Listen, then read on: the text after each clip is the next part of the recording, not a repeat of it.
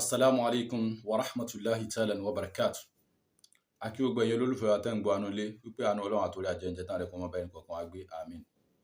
Àlàyé ọ̀rọ̀ tá ń bá bọ̀ lórí ọ̀rọ̀ arákùnrin tí orúkọ rẹ̀ ń jẹ́ Taalolohun pẹ̀lú gbogbo ohun tó ti dá sílẹ̀ láàrin ẹ̀yin àfáà láwùjọ mùsùlùmí. Torí ìhà òun gẹ́gẹ́ bí olùṣẹbọ, ìhà tó kọ sí Islam ìkan ọ̀tọ̀. N tó wá dálẹ̀ láàrin ẹ̀yin àfáà síra yín ìyẹn náà ọ̀tọ̀.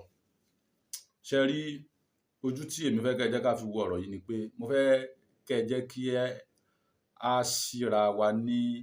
òye àti làákàyè wípé strategy táwọn bàbá wa Sumratul Mumin tí wọ́n fi jagun ẹ̀sìn nílẹ̀ Yorùbá, irú strategy yẹn kò lè fi taratara wọ́ọ̀kì mọ́ láyé lónìí nípa pé ká máa lọ lé eléégún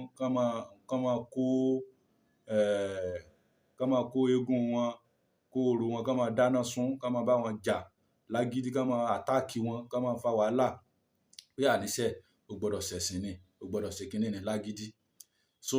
ọ̀nà tí wọ́n gbà ń jọ́ náà lọ́hùn ọ̀nà yẹn wọ́ọ̀kì fún wọn nítorí bí ìlú ṣe mọ nítorí bí ìlú ṣe rí nígbà náà ó jẹ́ kí kínní yẹn wọ́ọ̀kì. But láyé lónìí ẹ má jẹ́ kí n parọ́ tàn yín jẹ, a gbọ́dọ̀ sọ pé ogun la tún fẹ́ fi jàjẹ̀ ẹ̀sìn mọ́ sí o, torí pé development ti wà, ọ̀làjú ti wà, everybody ti kàwé, ìlú ti civilize, òfin ti wà, òfin ìjọba ti wà. Nígbà yẹn ìgbà tí àwọn bàbá wa ń ṣe kinní yẹn àwọn míì ń bẹ níbòmíì tíjọba ò mọ̀ pé àwọn èèyàn kan exist níbẹ̀, so ìjọba ò rinlẹ̀ ńgbà yẹn but nsìn so ẹ jẹ́ ká mùsùlùmí ẹ já lọ gbogbo tá a fẹ́ máa mú nílé kókókókókó tá a fẹ́ máa mú pẹ̀lú ogun yìí pẹ̀lú wàhálà pẹ̀lú ìdààmú kò rí bẹ́ẹ̀ o, ẹ jẹ́ ká lọ rí mọ̀. So strategy tá a fẹ́ lò gbogbo mọ́sálù pátá ló pé sára Ànábì Muhammad sallallahu alaihi wasallam. So bàbá wa kan táwọn náà sọ̀rọ̀ sí tí wọ́n sọ̀rọ̀ nípa fọ́tò tí Alhaji Akeugbagold yà pẹ̀lú Yínká TNT, bàbá tí wọ́n jẹ́ Wàsíìrì Ìwó land. So wọ́n ní Akeugbagold ó fi ẹ̀gbẹ́ fún ọyàn Yínká TNT tọ̀ ojú tẹ̀yìn fi rí ni tọ́lọ́run ò bá bòyín láṣìírí tàbí tọ́lọ́run ò bá kún yín lọ́wọ́ débi kẹ́ ẹ máa gun mọ́tò débi kẹ́ ẹ ní private car tẹ́ ẹ bá ń wọ mọ́tò transporter tí wọ́n bá ní kẹ́ ẹ súnú mọ́tò ẹ̀yin náà lè fi èjìká sún obìnrin olóbìnrin lọ́yàn o nínú mọ́tò transporter dáadáa, kò sẹ́ni tí ó lè escape yẹn àyàfẹ́ tọ́lọ́run bá ti kún lọ́wọ́ pé kó ní private car nìkan ló mórí bọ́m̀bẹ̀. So in any situation onírú ẹ̀ lè ṣẹlẹ̀ sí. Ìwà tí Alhaji Akeugbagold ń wù táwọn ní good rapport pẹ̀lú gbogbo èèyàn táwọn ń bá gbogbo èèyàn ṣe lọ́tùn lósì tán ní good rapport pẹ̀lú gbogbo àwọn èèyàn.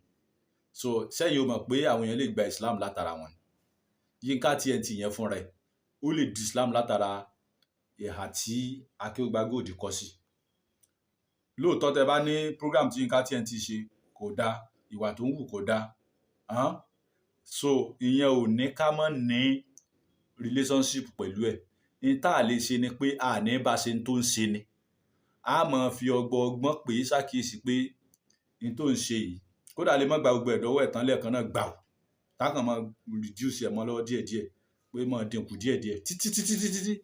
tọ́lọ́run fúnra rẹ̀ ó fi ìdáyà rẹ̀ hàn. So ẹ má debunk pé bóyá àfáà kan ń bá àwọn kan ṣe, even àfáà lè bẹ́lẹ́bọ ṣe